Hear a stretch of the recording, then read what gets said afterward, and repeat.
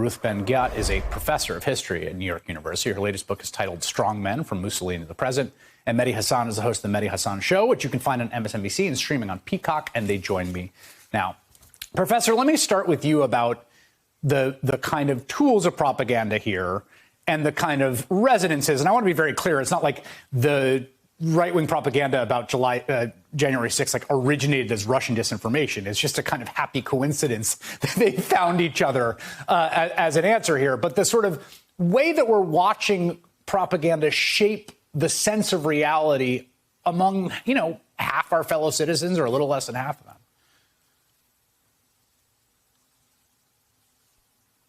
Professor, are you there? Yes. What effect does it have? I'm really concerned because I see this convergence between, some of the through lines that we're being told are the same as the right-wing authoritarian playbook for 100 years, and it's where the GOP and Russian propaganda and the far right are converging. And one of them is that liberal democracy is a failed system. It brings chaos and anarchy, and so you're trying to build an appetite for authoritarian rule.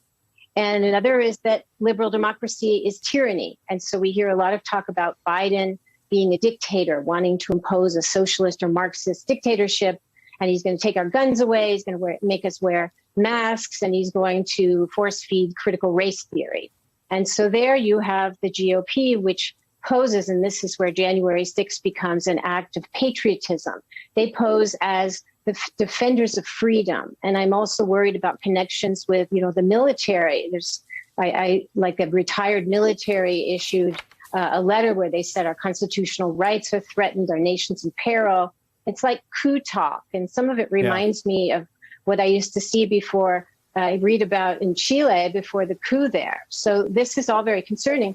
And so propaganda connects with violence always. And so it justifies violence. And the big point is that the GOP has become a far-right party which uses disinformation and violence and renders them acceptable as ways of doing politics. This is the bottom line. Mehdi, you and I imagine, have sort of been through parts of the broad coalition spectrum of the center left in the U.S. and the U.K. And one thing I've learned over the years doing that is like when people start talking false flags, my radar goes up and I get very skeptical, right? And I mean, there have been in history actual false flags. It's not like insane that. But whenever someone's like, that's a false flag, it's like, okay, well, we have a very high bar for evidence here. That's like Alex Jones stuff. 9/11 was an inside job. You've got here now we're arriving at the false flag point of the January 6th conspiracizing.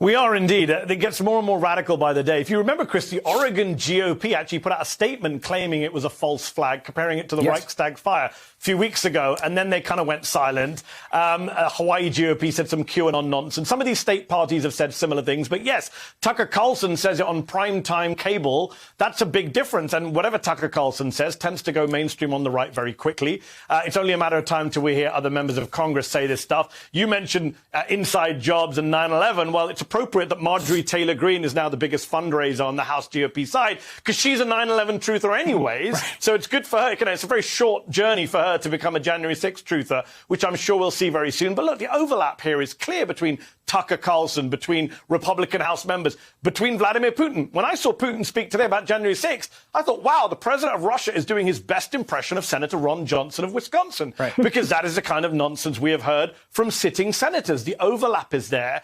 And this stuff works. Chris, you make the point about propaganda. The point of propaganda is not to convince the other side. It's not to change anyone's minds. It's to give your own side a feeling of goodness, that the bonkers things you believe, they're all true. And so today you have 1 in 4 Republicans saying, a cabal of pedophiles runs America. 1 in 4 Republicans says we may have to use violence to save the Republican.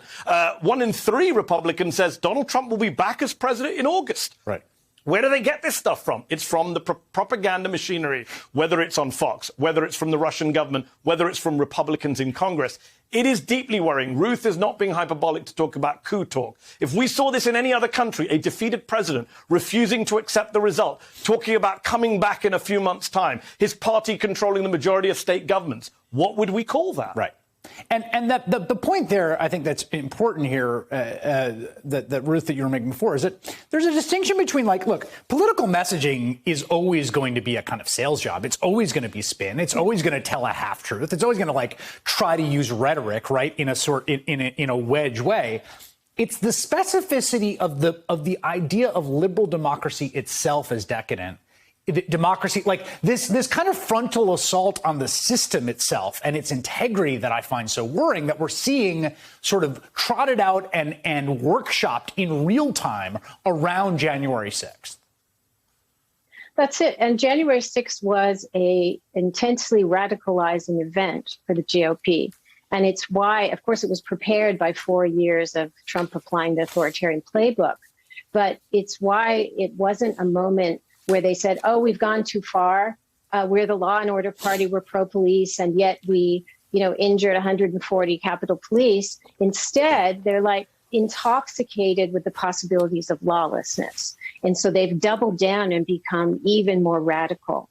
And this is highly concerning. And in terms of what they're doing, they're kind of throwing everything at the wall where, January 6th, there was no violence. And Trump said there's hugs and kisses. And now there's also violence, but it's Antifa. Right. And now it's the FBI. And this is a difference between propaganda today and 100 years ago, where it used to be like Mussolini is always right. And you still have that, where people say whatever Trump says is true. But the point is also, and this is the Russian model called the fire hose of falsehood, you just throw so much stuff at the zone of truth that nobody knows what's going on anymore. You don't know what to believe. And then you give up, and it's easier to just accept what, Mr. Strongman tells you. Yeah. Yes, that the sort of defeat of the faculties as the point here, Mehdi. Yes. Oh, I mean, Ruth mentions the fire hose of the lies. I mean, Steve Bannon said it famously in an interview when he said, our enemy is not the Democratic Party. Our enemy is the media. And the way you deal with the media is to flood the zone with excrement, was the phrase he used. Right. And that is what they have done so successfully. Trump does it naturally. It comes to him naturally. And the rest of the Republicans do it in a completely cynical way. Chris, think about how cynical and dishonest this January 6th narrative is. Because they start off by saying, well, it was Antifa. It was the left. Matt Gaetz said it on the very night, I remember. Then they say, well, actually, OK, maybe it was our people, but they were rowdy patriots, to quote Ron Johnson. They were tourists, to quote Andrew Clyde. And now they say, well, OK, it was the FBI. It was an inside job. Let's say you believe any of that nonsense. Here's a question. Don't you want to have it investigated? The same people vote against an independent commission to investigate the very attack that they seem to come up with a new theory for every day. If you really believe it was the FBI, wouldn't you want to investigate that with a bipartisan independent commission? And the final point on this, right, is that they voted against that bipartisan commission knowing the House could impanel a special committee because they didn't want. It was more of a threat to have a bipartisan commission that could create a shared sense of consensus reality than something they could dismiss as essentially a partisan hatchet job. Ruth Ben-Ghiat and Mehdi Hasan. Hassan, thank you very much.